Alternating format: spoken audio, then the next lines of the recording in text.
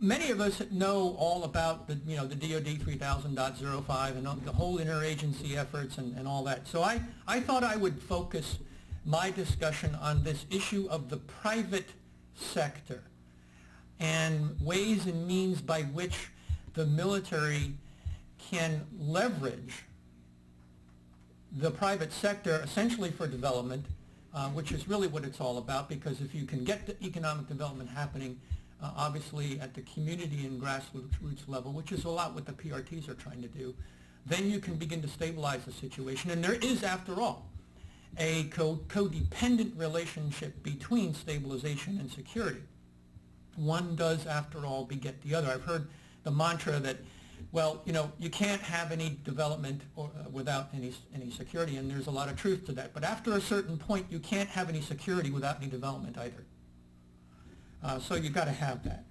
So I want to focus on the private sector. There's actually quite a good article by Mark Lansdale in the journal, and I'll point that out to you. But if you would, next slide. I'd like to take a look at what we actually mean by the private sector, because there are many misconceptions.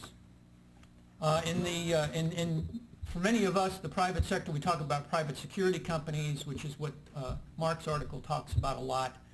We talk about, in the DoD world, contractors. And I would submit, this, by the way, is a definition in the draft Civil Military Operations Doctrine, which I'm helping to write, which should be out next spring. This is a venture at a definition of what the private sector is. And that includes, I hope you all can read that. Can you read that in the back? Do I need to read it? You got it? Great. So it includes not just contractors and the security firms we all know and love, but the for-profit and non-profit organizations, the NGOs, PVOs, and last but certainly not least, commercial firms. It's very interesting that it is as old as war has been, that wherever soldiers go, merchants usually tend to follow or go with them.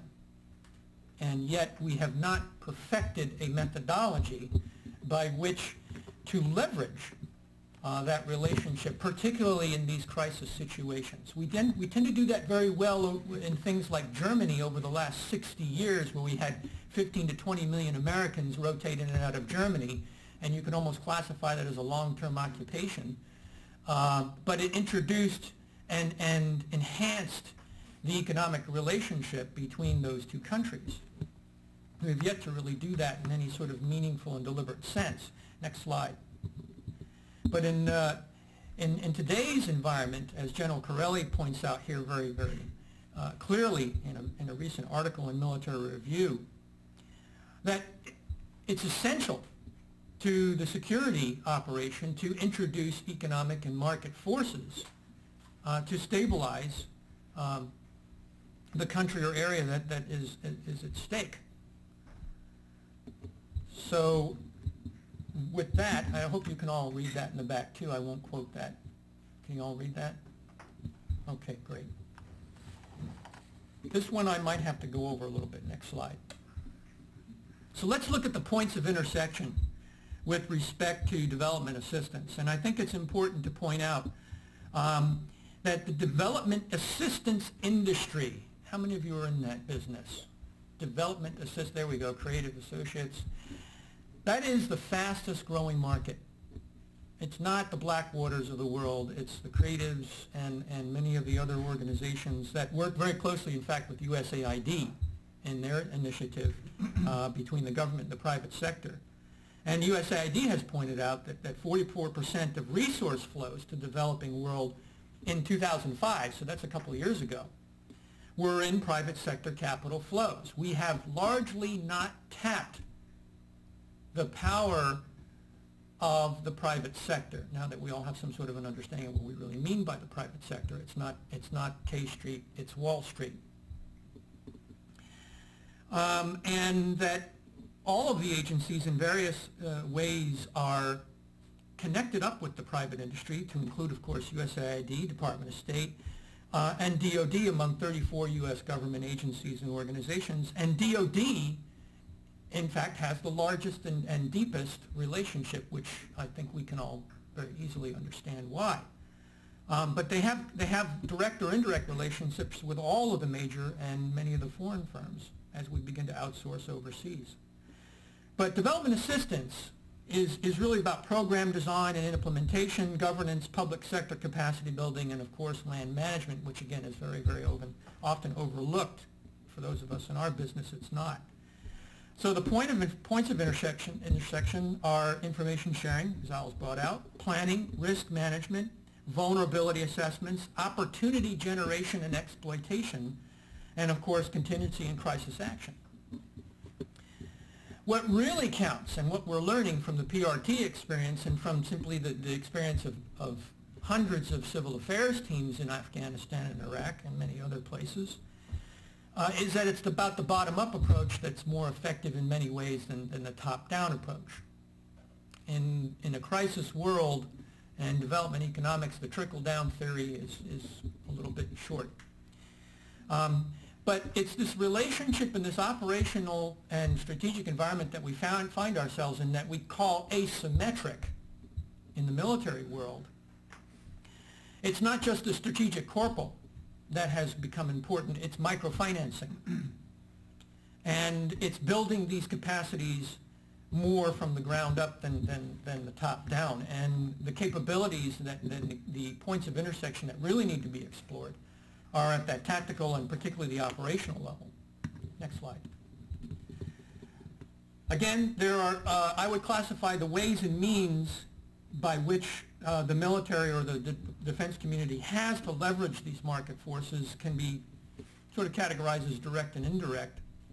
The indirect ones, of course, are well known. The policies on stability operations and, of course, the long-standing doctrine that the military, and particularly the Army, has had on civil military operations. These are largely used outside of the United States. And then, of course, support to civil authorities within the United States in homeland defense and other things. On the direct side, there's a plethora, and almost every couple of months they continue to grow, but there are a plethora of mechanisms by which to affect and introduce those market forces. Again, very much overlooked contracting agencies, the Army Corps of Engineers. For those of you who are not familiar with the Task Force to Improve Business and Stability Operations in Iraq, this is a Brinkley initiative on the DoD side to do exactly what I was pointing out, is on a more operational level, is to introduce market forces into the development process. Civil affairs, which is largely in the Army, but also in the Marines, and recently in the Navy, and the advent of the Provincial Reconstruction Team. Next slide, please. I'm not going to belabor the